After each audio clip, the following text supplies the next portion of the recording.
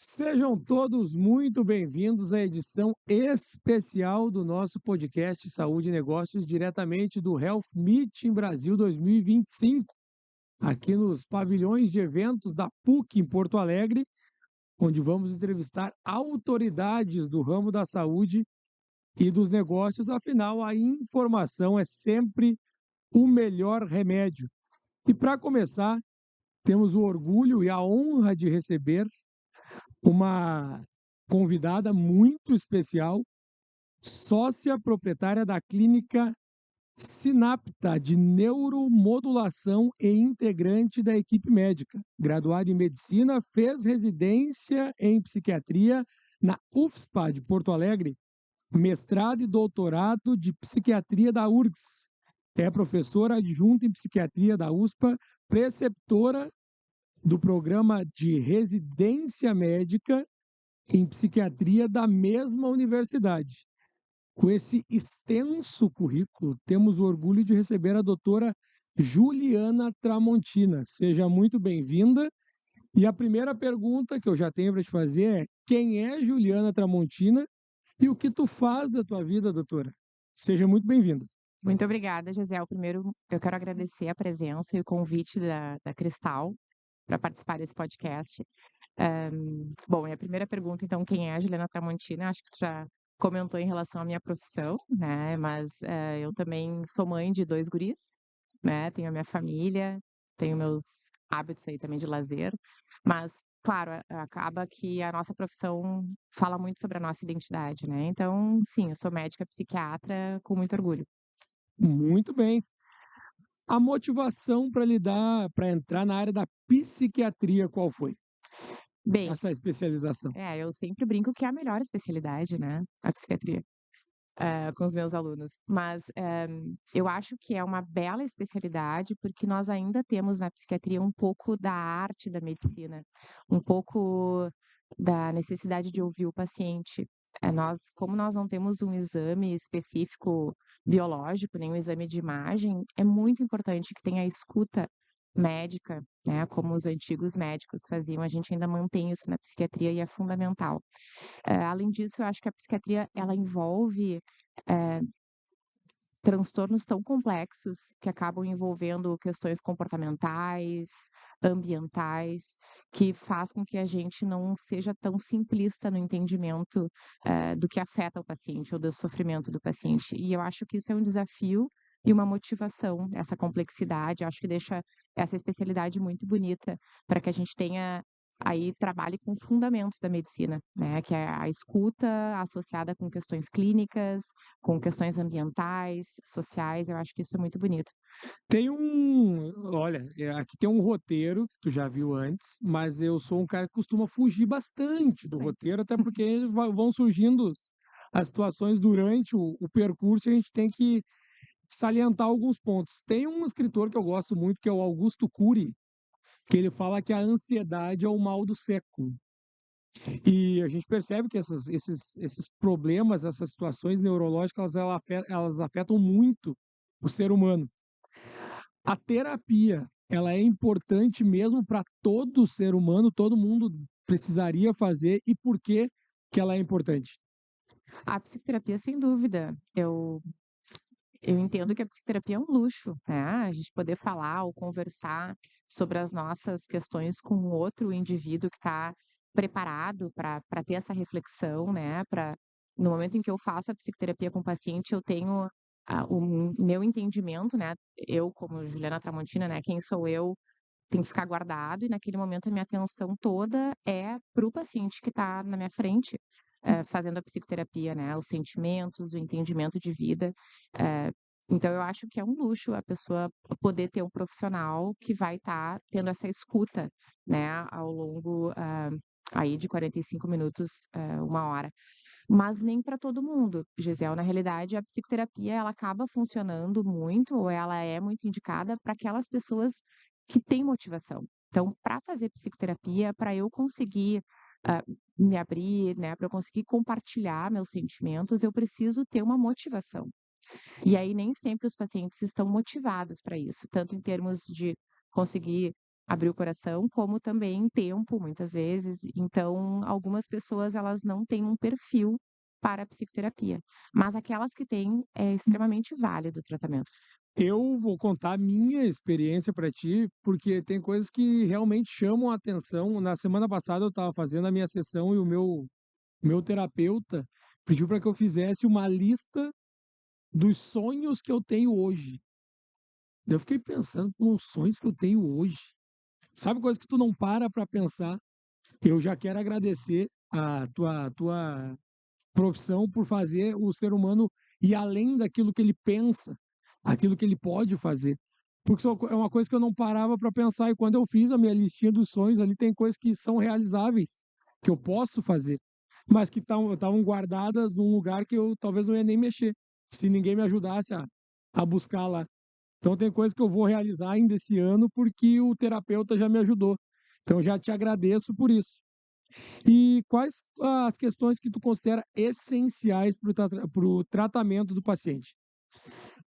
Eu entendo que muitas vezes, para que eu possa tratar o paciente, eu preciso ter esse tempo, né, de reflexão. A gente precisa ter o entendimento do paciente. Acho que alguns fundamentos que são muito importantes, né, da gente conseguir coletar uma boa história, conseguir ter o tempo para escuta do paciente. Isso é muito importante, né, faz parte do tratamento. E como não se envolver emocionalmente com alguma história triste, algum trauma? Porque esse dia eu vi tem um personagem do nosso humor gaúcho, que é Índio Beni, alguma coisa que faz uma terapeuta, a doutora Rosângela, que ela brinca, né? Ele foi tirando a maquiagem dele e mostrando quem ele é por trás da maquiagem. E aí ele fala, por trás de todo terapeuta também tem um ser humano que sente, que acaba tendo também o impacto daquilo, muitas vezes tem uma história muito complicada. Como faz para se blindar, ou vocês não se blindam e deixam para sofrer depois? Como que funciona isso? Eu acho que isso faz parte da prática e do ensinamento, né, do que nós precisamos aprender ao longo da formação. Nós temos aí uma formação de 3 anos, depois de 6 anos de medicina, nós na psiquiatria fazemos mais 3 anos, exatamente para ter esse distanciamento ideal em termos de sentimento. A primeira coisa que é fundamental, que quem vai buscar essa área, né, a psiquiatria, tem que ter a avaliação, né, a gente tem que ter uma reflexão interna para entender quais são nossos pontos fortes, nossos pontos fracos, quais que são nossas dificuldades, né, nossas qualidades como profissional e como pessoa.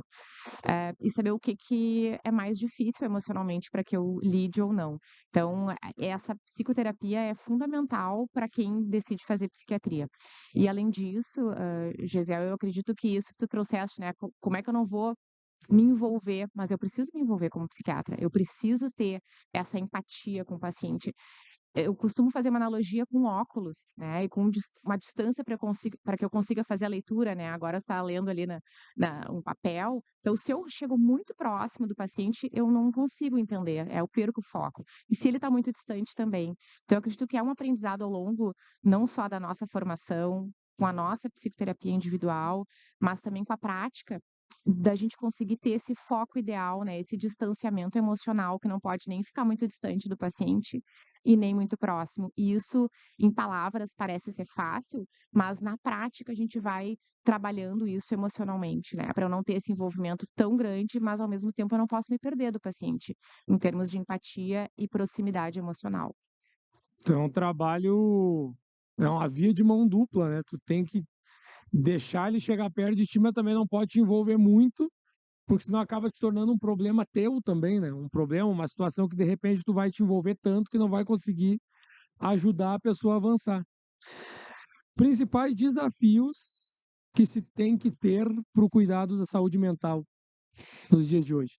Eu acredito que um dos desafios grandes que nós temos em termos de saúde mental é o estigma, né. As pessoas, elas têm muito preconceito ainda com a sua saúde mental, apesar de nós termos um índice tão grande, de pessoas, né, que tem aqui no Brasil é muito alto as taxas, né, de depressão e ansiedade.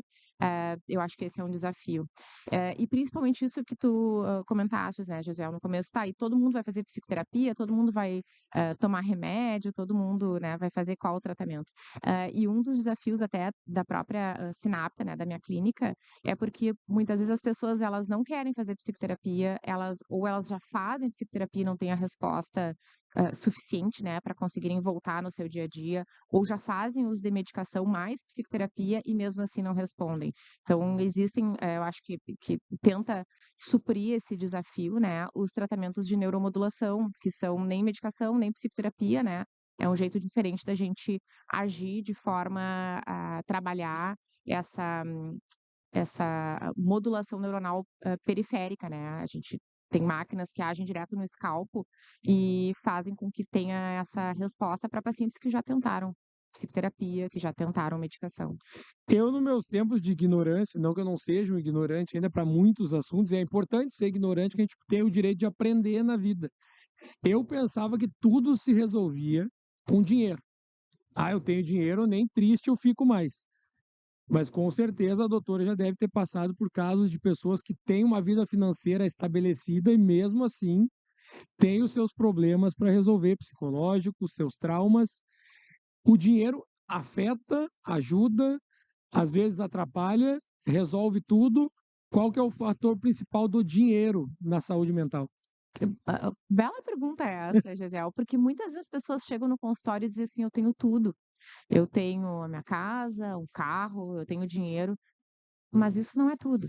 A gente muitas vezes pensa, né, hoje em dia que isso seria o tudo, mas não é. Eu acredito que vínculos, ter boas relações, ou ter a saúde mental mesmo. Tem pessoas que, às vezes, por questões muito mais biológicas, não conseguem se manter estáveis do ponto de vista de saúde mental.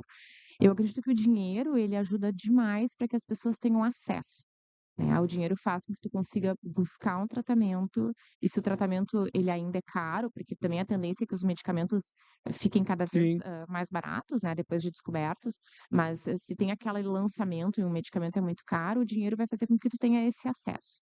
Mas o acesso também pode se dar de outras formas.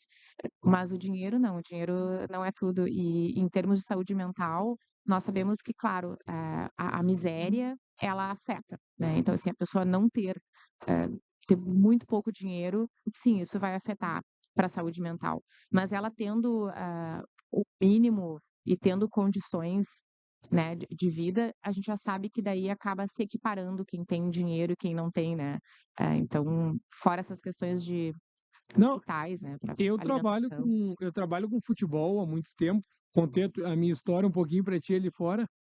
E quando eu vejo jogador ganhando 1 milhão, 2 milhões, 3 milhões, que hoje em dia já são salários meio comuns dentro do futebol, 2 milhões e pouco.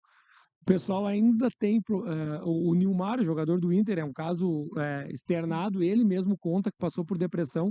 Um cara que jogou Copa do Mundo, jogou seleção brasileira, campeão por todos os lugares que passou, teve depressão. Então, vem muito ao encontro do que tu disse. Tem que ter todo um trabalho, tem que ter todo um amparo familiar, de amigos, da própria pessoa também, ter esse interesse de buscar. E é importante ter o respaldo dela que mostra que não está tudo no dinheiro. Obviamente, o acesso pode te ajudar, mas infelizmente ele não é tudo. A gente conversava fora do ar sobre os avanços e novas técnicas, novas oportunidades dentro do teu negócio.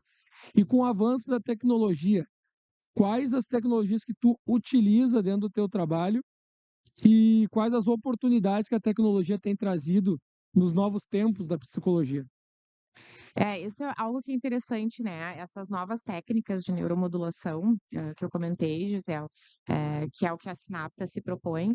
O que nós fazemos é aquele paciente, então, que já faz psicoterapia, que já faz uso de medicação e não tem resposta, ou não quer fazer psicoterapia, né, e usa o medicamento, tem muito efeito adverso, por exemplo, tem pessoas que não podem tomar medicação porque tem uma alteração no fígado, uma alteração no rim, ou tem efeitos adversos muito graves ao medicamento. Então, como é que essa pessoa vai sair, às vezes, de um quadro de depressão grave? E em 2020 saiu um artigo muito interessante falando de um tratamento de estimulação magnética transcraniana, que é esse tratamento que nós fazemos, né, na clínica Sinapta. Estimulação magnética. Magnética transcraniana, isso. Trans o quê? Craniana. Transcraniana. Craniana, isso. E esse Vou anotar. tratamento, anota, Gisele. Esse tratamento em 2020 saiu esse artigo de Stanford, e ele dizia que em 5 dias os pacientes, 80% dos pacientes tinham uma resposta, e muitas vezes remissão do transtorno depressivo. E para quem trabalha com depressão, isso é um índice muito bom, né? 80% dos pacientes melhorando. Eu pensei, ou Stanford está mentindo, ou de fato nós temos aqui um tratamento eficaz. E foi então que eu decidi comprar máquina, né, com os meus sócios, o Dr. Vitor e o Dr. Pedro Béria, e então nós compramos a máquina para iniciar então a ter essa disponibilidade aqui em Porto Alegre desse tipo de tratamento.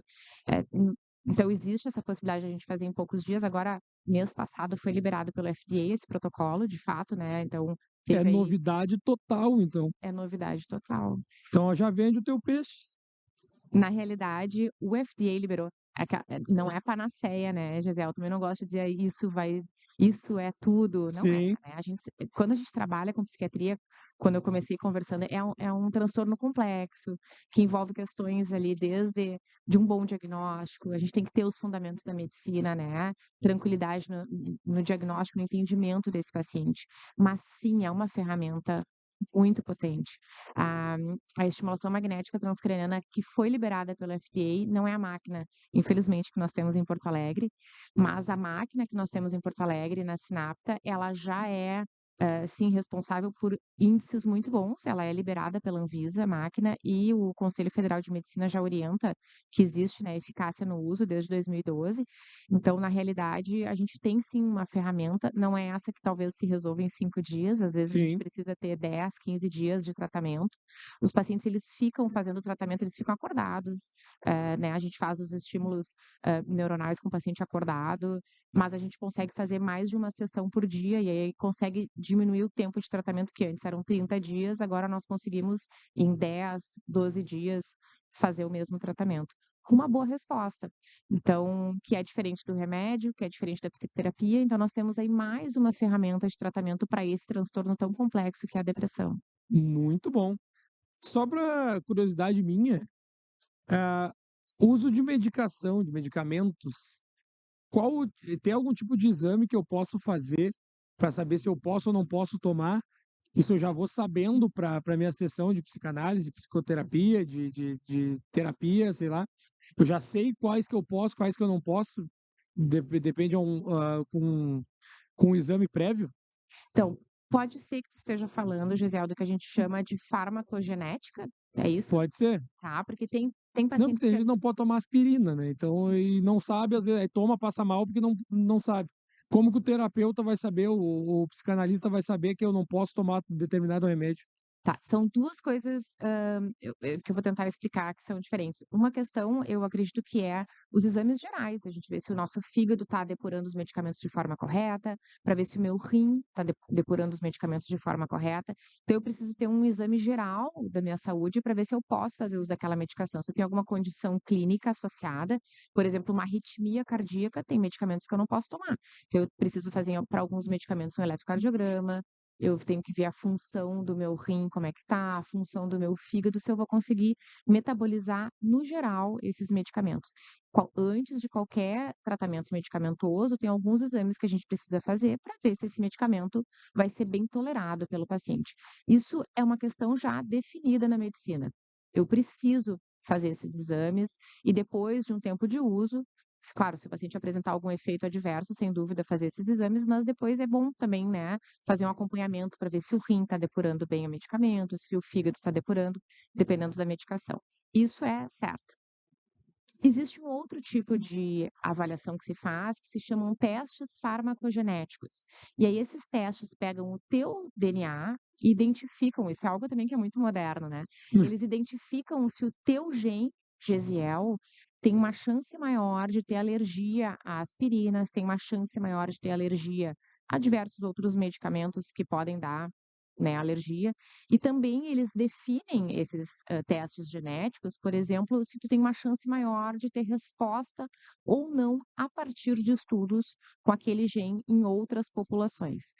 Mas ainda, Gesiel, é algo que a gente tem uma limitação desses resultados, porque eu não posso esquecer que existe uma clínica por trás, que eu, como médica, vou ter uma indicação de um remédio, né, X ou Y. Sim. Então, eu tenho que levar esses dados em consideração, mas avaliando com a melhor prática clínica possível. Mas já existem esses testes também farmacogenéticos que são bem interessantes e acredito que num futuro, cada vez mais, eles vão ser úteis na nossa prática. Muito bom. Avanços que tu gostaria de ver na psicologia dos próximos anos? Eu acredito que o principal avanço seria o acesso das pessoas, né, ao tratamento, que as pessoas tivessem acesso, né, aos tratamentos psiquiátricos, aos tratamentos psicológicos, não só para aquelas pessoas que têm condições financeiras, mas para o público em geral, né, boas estruturas de hospitais psiquiátricos, boas estruturas de centro de atenção psicossocial, né, e então isso eu acho que é algo que é muito importante. E também essas novas tecnologias, né, eu acredito essa máquina nova que o FDA liberou aí há algumas semanas para um tratamento de depressão em 5 dias, eu espero que, chegue em Porto Alegre, né, que nós tenhamos essas possibilidades, e que cada vez mais a gente tenha protocolos e possibilidades de tratamento o mais específico possível para os pacientes. Eu acho que um dos grandes avanços que eu espero, Gesiel, é o tratamento que talvez tenha a ver com essa questão da farmacogenética, com essa individualização do tratamento que nós chamamos hoje em dia de medicina personalizada. Então, a medicina de precisão, a medicina personalizada, que são 2 coisas diferentes, né. A medicina de precisão talvez seja o teu gene, vai definir qual alergia ou qual a região específica do teu cérebro que eu preciso estimular. Isso então é uma medicina, uma psiquiatria de precisão. Mas eu também vou fazer uma medicina personalizada. Se tu não tem tempo para ir no consultório, quantos dias que eu posso fazer? Se tu pode ir na segunda e não pode na terça, eu consigo ajustar o tratamento para isso. Se tu não quer fazer psicoterapia, tem um tratamento que eu possa te indicar que seja tão eficaz quanto. Então, essa medicina, eu acho, de precisão e personalizada, eu acredito que seja um dos futuros aí dos tratamentos psiquiátricos e psicológicos. E se tratam de seres humanos individuais. Não tem como eu fazer o mesmo tratamento que tu, não tem como tu fazer o mesmo tratamento que outra pessoa. Então, quanto mais personalizado for, melhor talvez será o resultado. Doutora Juliana, antes de eu te agradecer, eu quero te deixar aqui um brinde da nosso apoiador do Grupo Cristal, para que tu tire depois ali no nosso estande aqui na frente o teu brinde pessoal com com a nossa retaguarda. Eu te agradeço demais a tua participação. Deixo aqui o convite para que tu possa participar do nosso programa lá no nosso estúdio, no Grupo Cristal. E lá tu vai me ensinar a fazer pão, né? Que a gente combinou aqui no off que a doutora Juliana vai me ensinar a fazer um pão daqueles, hein? Mas aí a gente vai contar no nosso próximo episódio. Para a gente finalizar, eu quero que tu se inscreva no nosso canal, siga a nossa página lá no Instagram, deixa o teu joinha aí no vídeo. E para a gente finalizar e encaminhar nossa entrevista, vão passar mais de 20 mil pessoas aqui no evento. Se tu pudesse lançar uma mensagem para cada um que fosse passar aqui no evento, mensagem de celular, chamada telefônica, sinal de fumaça, tudo que tu pudesse fazer de sinalização, uma mensagem para cada integrante, para cada participante do Health Meeting Brasil 2025.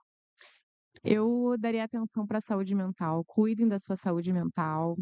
Observem-se, percebam-se, façam essa reflexão sobre sonhos, dificuldades, porque isso é Muito bom o válido. negócio dos sonhos. Essa reflexão é importante sobre vida. Deem tempo, né, para o pensamento, para o sentimento. Eu acho que essa reflexão individual ela é muito importante. Muito bom.